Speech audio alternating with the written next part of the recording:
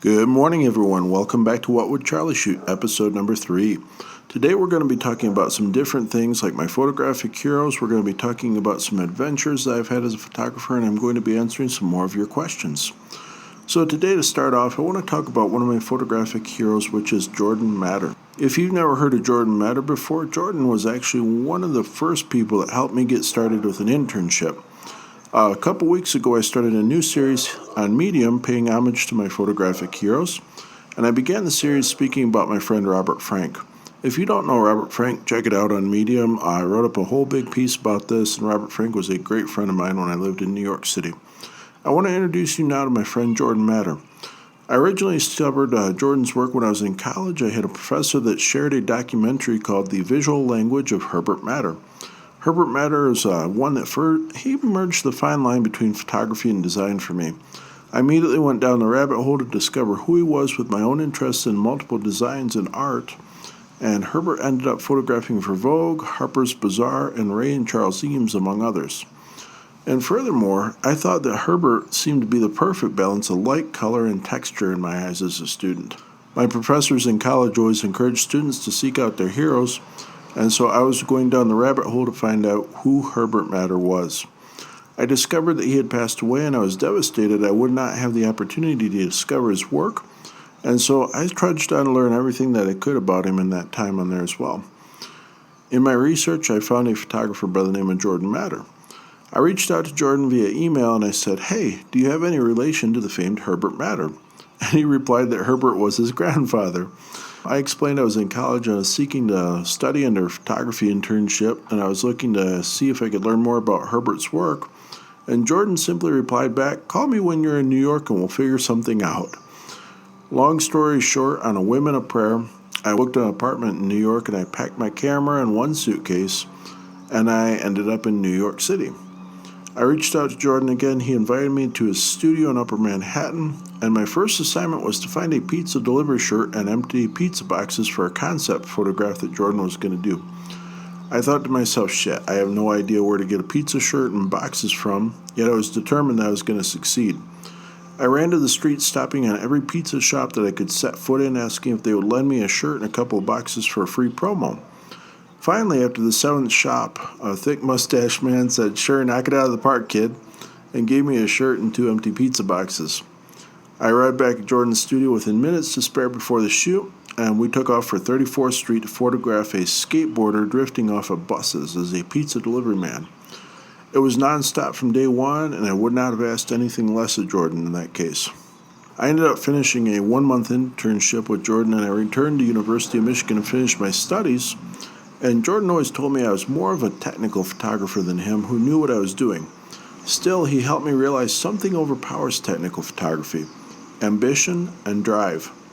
Jordan always brought an energy to any room that could not be matched and rubbed off on me as well. I made the decision after I graduated college that it was New York or bust. Several professors urged me to get my feet wet in a smaller market, but I went straight for the top. I had to have New York City. I was the guy that wanted to work for Condé Nast and for Vogue and to photograph the top models. I tried to photograph the who's who of New York City, and I was hungry for all the work that was thrown at me.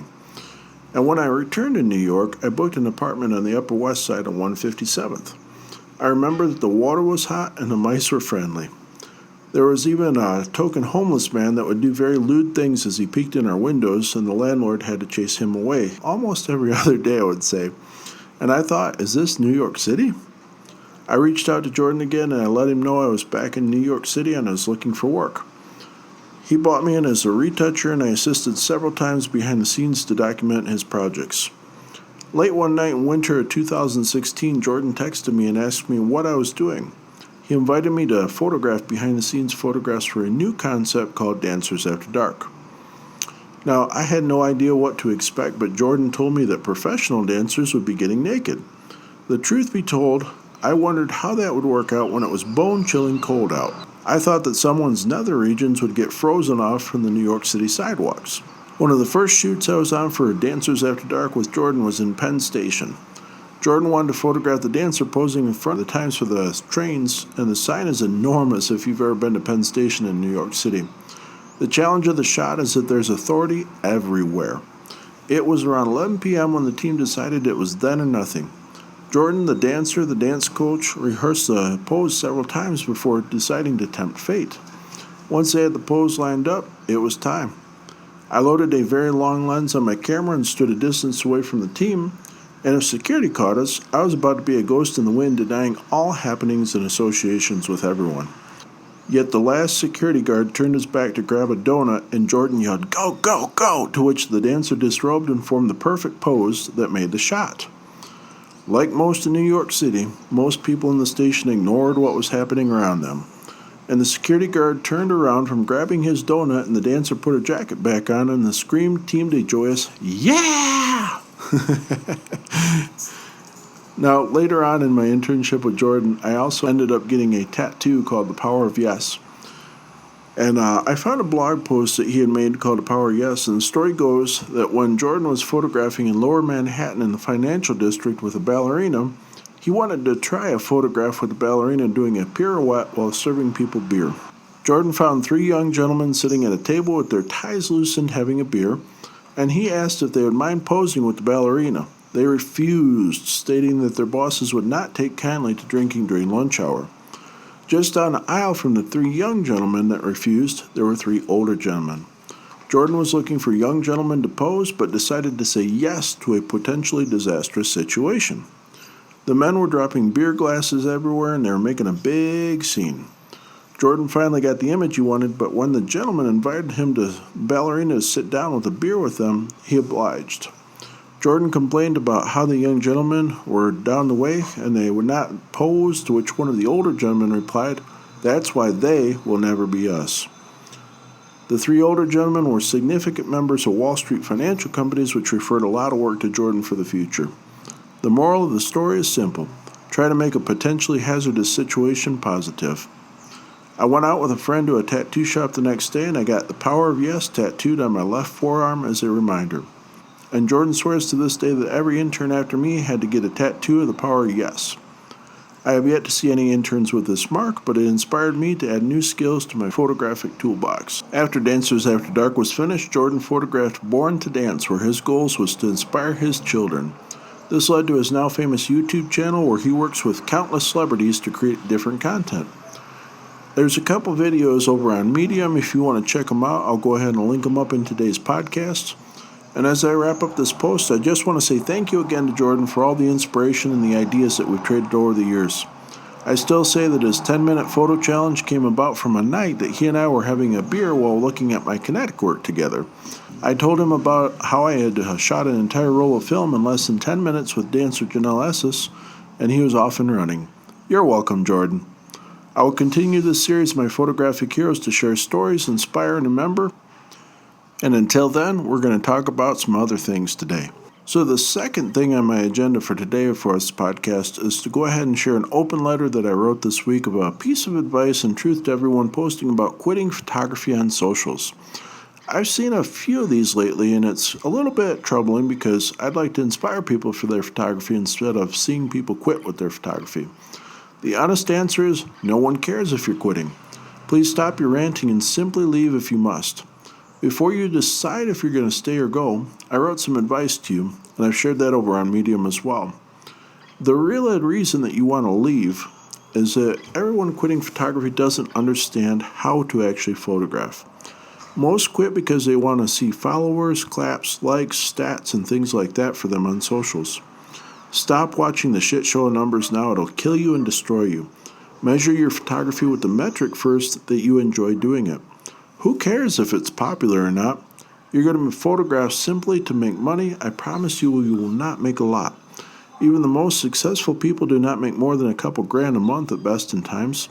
And that's pushing it to a very slim margin of people that work very hard.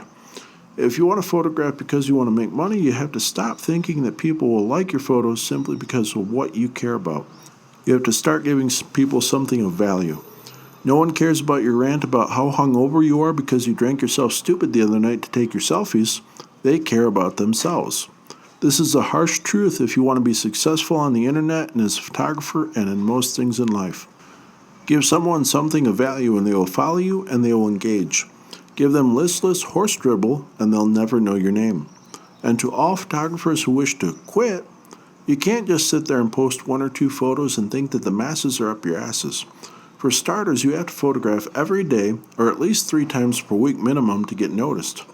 And you have to promote the hell out of your photos outside of every social that you can post on.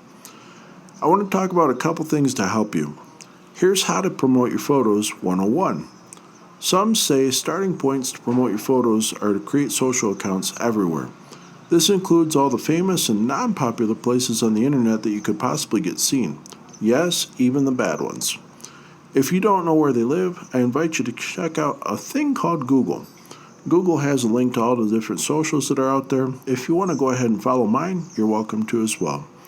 Once you create your social accounts, use something like Zapier to automate your content from your different things like your socials to other places. This will save you countless hours and carpal tunnel. Check your socials every day that you want to work.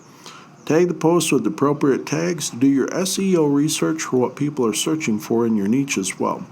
This is really important to go ahead and make sure that you're actually using tags that people are searching for. Also try things like guest posting on other people's pages, photographing for publications, and tell everyone that you know that you make photos. Continue this for a couple months and I promise you, you will have a great start.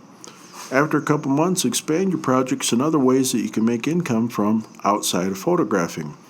I recently expanded to this podcast myself. And what do you do with a podcast? You talk about things that you photographed and shared on your blog or socials or other places, and you promote it on different channels for audio instead.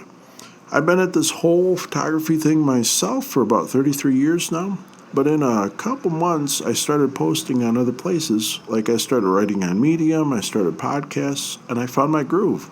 I found my niches and I promote the hell out of everything I do.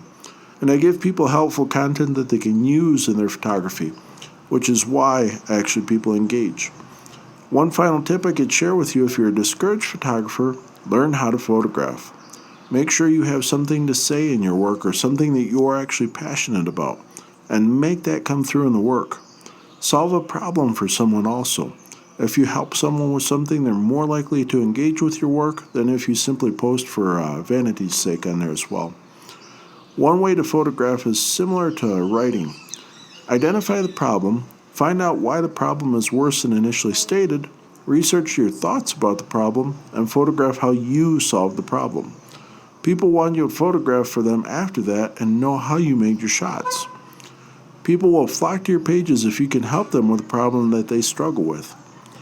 Many of my photo students reached out to me because I've given them helpful things like free photography classes.